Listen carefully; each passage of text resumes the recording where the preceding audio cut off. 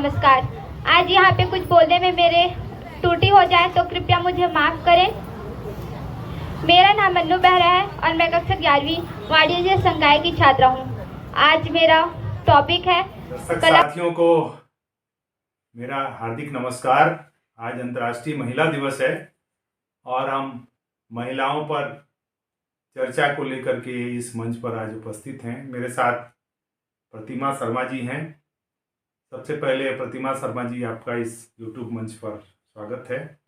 मैं चाहूँगा कि हमारे दर्शकों को आप अपने बारे में कुछ बताएं।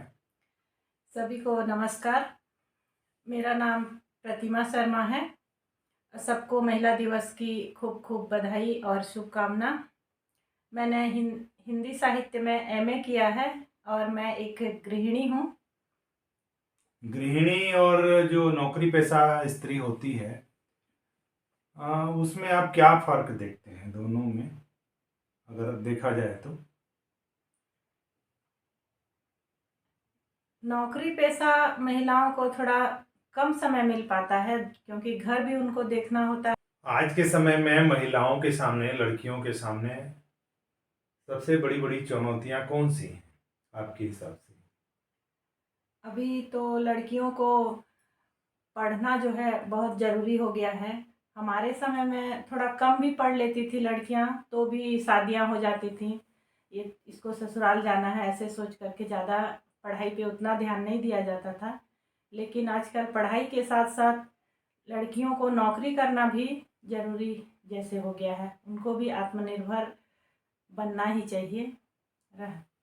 नौकरी भी उनको, जैसे लड़कों को पहले पूछा जाता था किस जॉब में है, क्या है, तो आजकल लड़कियों के लिए भी यही क्वेश्चन जो है होता है कि लड़की क्या कर रही है। तो ये सब चुनौतियां लड़कियों के लिए हैं।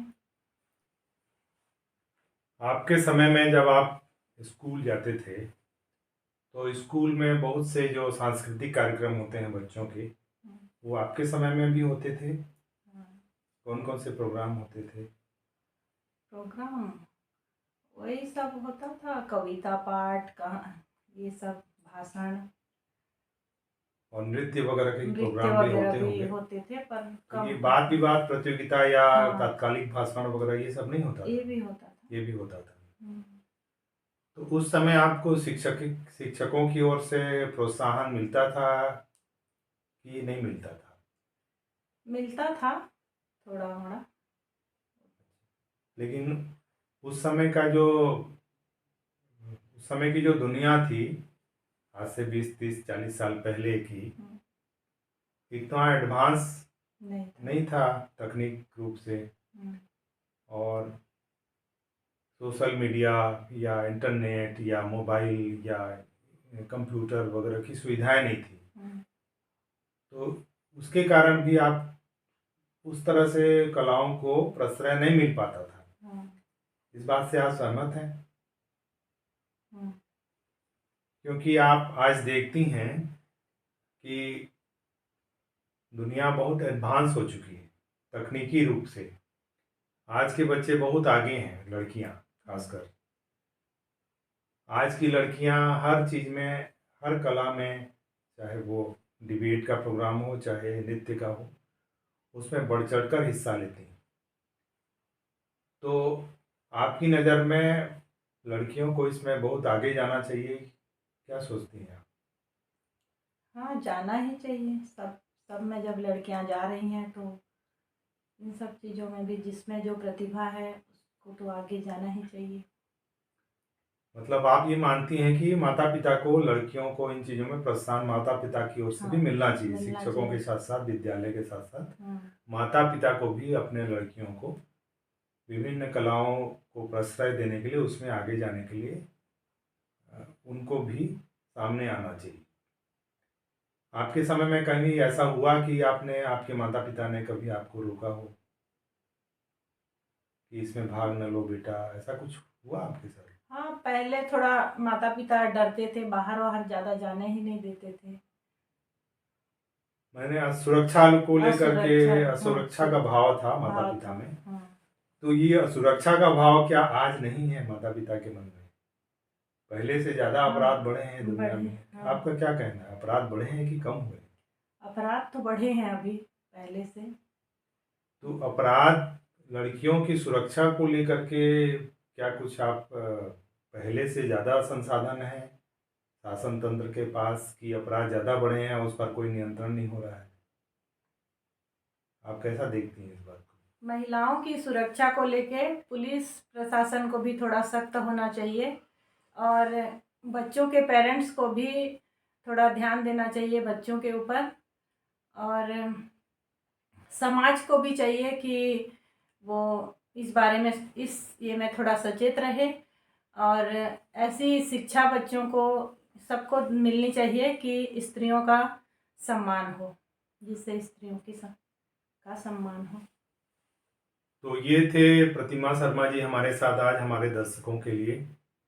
उनसे कुछ हमारी बातचीत हुई महिला सुरक्षा को लेकर, महिला शिक्षा को लेकर। उनका इस मंच पर आना आज के दिन एक हमारे लिए अच्छी बात रही और उनका हम इस YouTube मंच पर धन्यवाद ज्ञापित करते हैं। धन्यवाद। धन्यवाद आपका भी। दर्शक साथियों, कला एक जरूरी विषय है लड़कियों के जीवन में, और वो कैसे बोलना सीखती हैं, कैसे नृत्य करना सीखती हैं, कैसे उनके जीवन में इन चीज़ों का महत्व बढ़ते जाता है। अगर हम उस पर विचार करते हैं तो ये चीज़ें बहुत ज़रूरी हो जाती हैं उनके लिए। तो उनको किस तरह प्रोत्साहित किया जाए, किस तरह इन कलाओं में या साहित्य में या संगीत में वो जीवन में आगे बढ़ें और ये चीज़ें उनके जीवन में काम आए, इस पर अगर हम गौर फरमाते हैं तो सबसे ज़रूरी जो बात होती है, विद्यालय में शिक्षकों द्वारा उनको प्रोत्साहन मिलना चाहिए। मेरा कई बार अनुभव है कि बच्चे बोलना नहीं जानते, लड़कियां बोलना नहीं जानती, बहुत संकोची स्वभाव की होती हैं। बहुत तैयारी कराने के बाद वो स्टेज पर पहुंचती हैं और फिर वो थोड़ा सा बोलना सीखती हैं। तो ये सब एक शिक्षक का दायित्व होता है कि किस तरह हम उनको आगे बढ़ाएं। देखते हैं एक बच्ची कैसे स्टेज पर आकर थोड़ा सा बोलना सीख रही है। इसको थोड़ा सा हम यहाँ पे सुन लेते हैं इस वीडियो में।